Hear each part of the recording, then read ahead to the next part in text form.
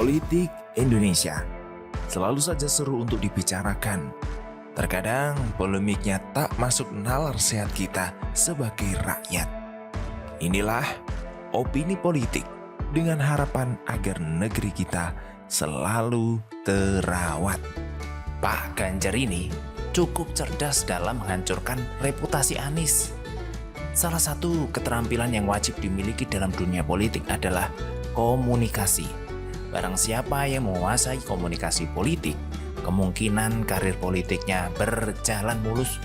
Komunikasi politik bukan sekedar memilih antara diam saja atau melontarkan pernyataan, mengomentari sebuah isu, atau komunikasi politik juga tentang memilih kalimat dan diksi yang pas ketika hendak melontarkan pernyataan.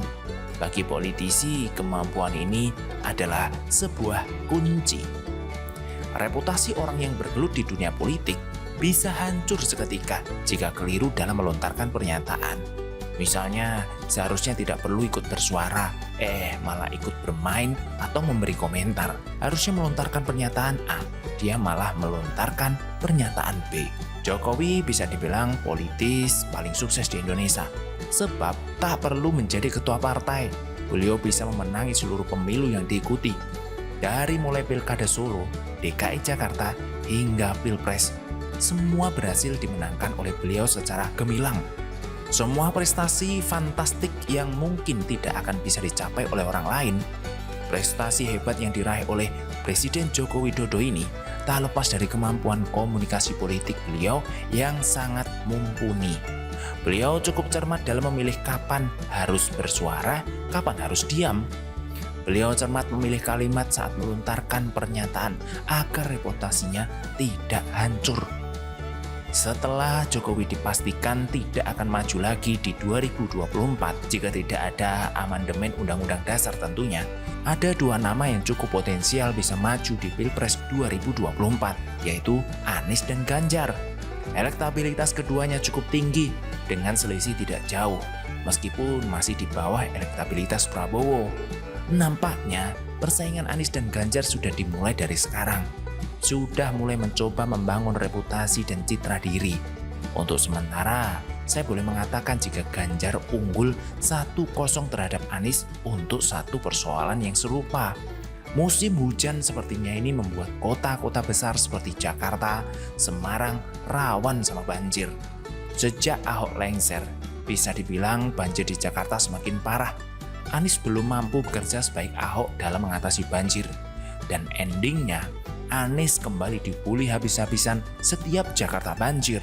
Apalagi ini teori soal sunatullah, air yang dipaparkan oleh Anies tidak terbukti di Jakarta. Dan uniknya, sebenarnya Semarang juga banjir, bahkan hingga kantor Gubernur Jawa Tengah. Hal ini unik karena tidak biasa kantor Gubernur Jawa Tengah banjir. Dan lebih unik lagi, publik tidak membuli Ganjar, sebagaimana publik telah membuli Anies habis-habisan. Terus pertanyaannya, kenapa bisa seperti itu ya? Jawabannya adalah kemampuan komunikasi politik. Anies keliru dalam memilih kalimat saat mengomentari banjir di DKI Jakarta. Sebaliknya, Ganjar cukup cerdas memilih kalimat saat mengomentari banjir di Semarang. Anies memilih menyalahkan pihak lain ketika DKI banjir. Anies menyalahkan banjir kiriman dari hulu, Bogor, juga curah hujan. Intinya, Anies tidak mau dirinya disalahkan. Dia tidak mau dianggap tidak becus menangani banjir. Kemampuan olah katanya digunakan untuk ngeles dan menyalahkan pihak lain atas banjir yang terjadi. Wajar saja jika kemudian publik beramai-ramai membuli Anies, sebab sudah jelas-jelas kok tidak punya program kerja untuk mengatasi banjir, malah menyalahkan pihak lain. Terlihat sekali Anies ini orangnya licik, oportunis, dan tidak punya ketulusan dalam memimpin Jakarta. Mungkin jika disurvei, warga Jakarta sudah muak dengan gubernurnya. Nah, sebaliknya nih, Pak Ganjar cukup cerdas dalam memilih pernyataan. Jika dia seperti Anies dengan menyalahkan pihak lain atas banjir yang terjadi, sudah pasti akan dibully. Ganjar akhirnya memilih mengakui kesalahan, mengakui bahwa karena salah dia, maka Semarang menjadi banjir bahkan sampai masuk ke kantor gubernur. Pernyataan Ganjar langsung mendapat tepuk tangan dan apresiasi dari publik. Ganjar bisa menunjukkan kalau dia tipe pemimpin yang berani mengakui kesalahan serta terbuka dengan kritik. Ganjar membuka lebar-lebar kritikan atas banjir yang terjadi di Semarang. Pengakuan Ganjar ini tidak hanya menyelamatkan reputasinya, namun juga membuat reputasi Anies hancur berkeping-keping. Tak lama setelah mengaku salah, publik membanding-bandingkan sikap kesatria Ganjar dengan sikap pengecut Anies. Hanya kesatria yang mau mengaku salah, dan hanya pengecut yang tidak mau disalahkan dan selalu merasa benar. Untuk sementara, skor Ganjar versus Anies ini adalah 1-0 untuk keunggulan Ganjar. Kedepannya, persaingan keduanya akan semakin seru. Bagaimana menurut teman-teman? Tulisan ini ditulis oleh Ayas di siwot.com. Terima kasih, sampai jumpa.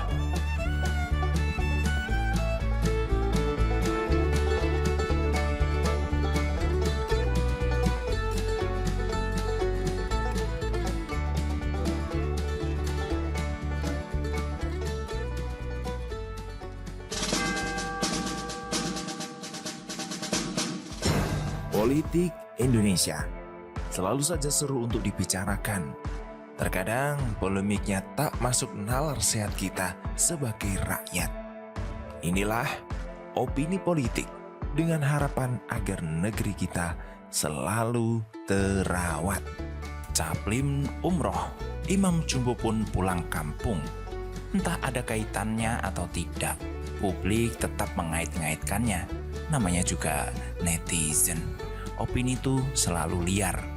Bayangkan bertahun-tahun dan berkali-kali Imam Jumbo dikabarkan mau pulang, tapi ternyata tidak pulang-pulang. Sekalinya pulang, sekalinya Caplim umroh, Imam Jumbo langsung pulang. Katakanlah itu sebuah kebetulan ya, tetapi bagi publik tetaplah itu kebetulan yang diatur sedemikian rupa agar tampaknya kebetulan. Menariknya, sudahlah Imam Jumbo buranan cabul, pulang-pulang langsung bertentengan dijemput bagai raja, dijemput banyak orang, dielulukan di atas mobil mewahnya, melambaikan tangan seolah-olah menantang. Penjemputannya merusak fasilitas umum, serasa itu punya sendiri. Menyebar baliho di setiap persimpangan jalan, lalu langsung menggelorakan revolusi akhlak. Dan semua itu dilakukan di tengah pandemi COVID-19 dengan segala aturan protokol kesehatannya.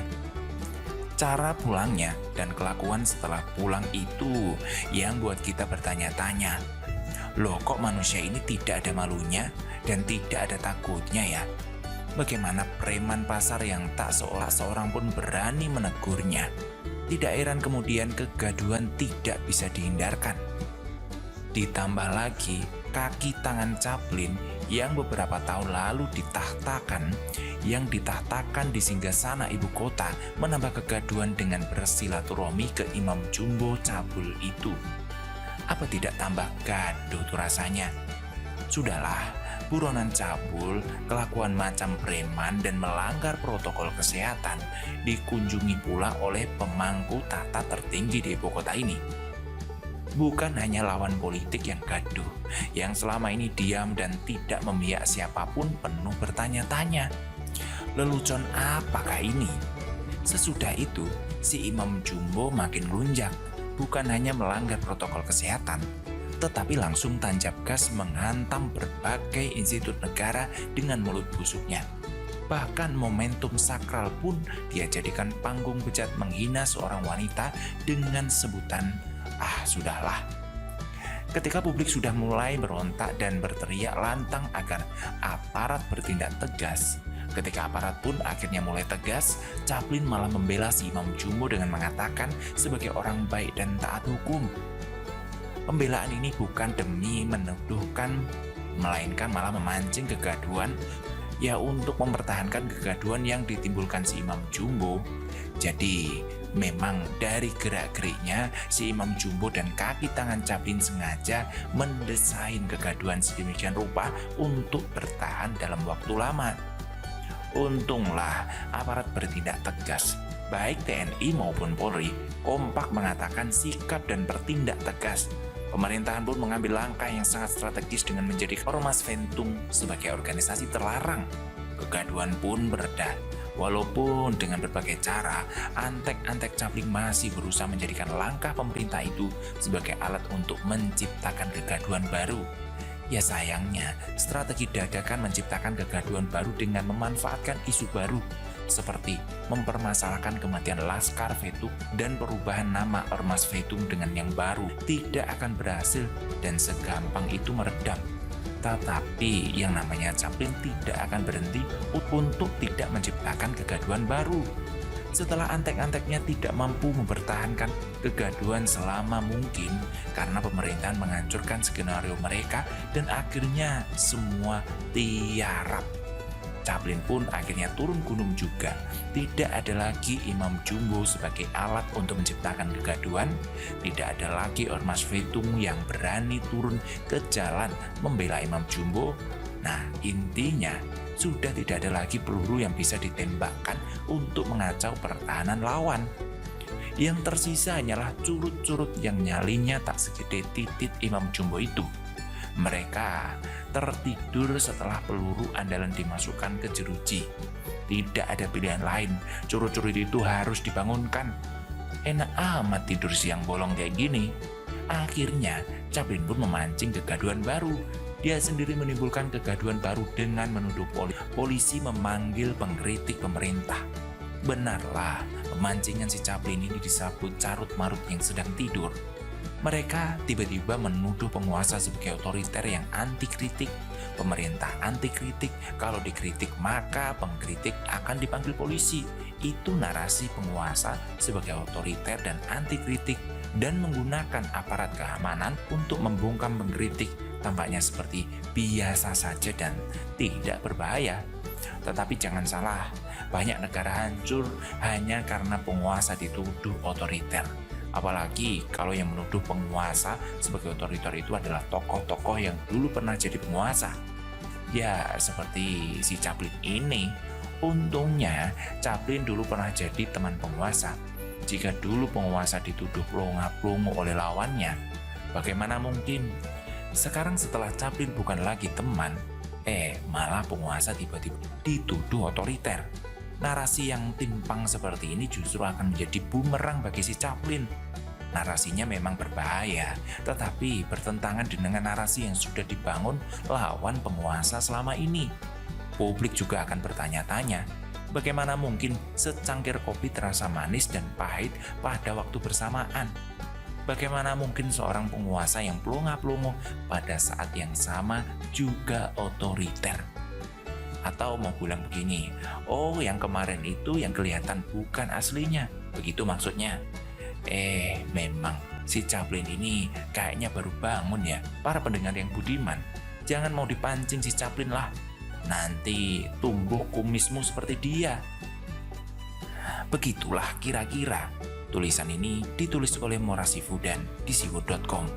Terima kasih, sampai jumpa.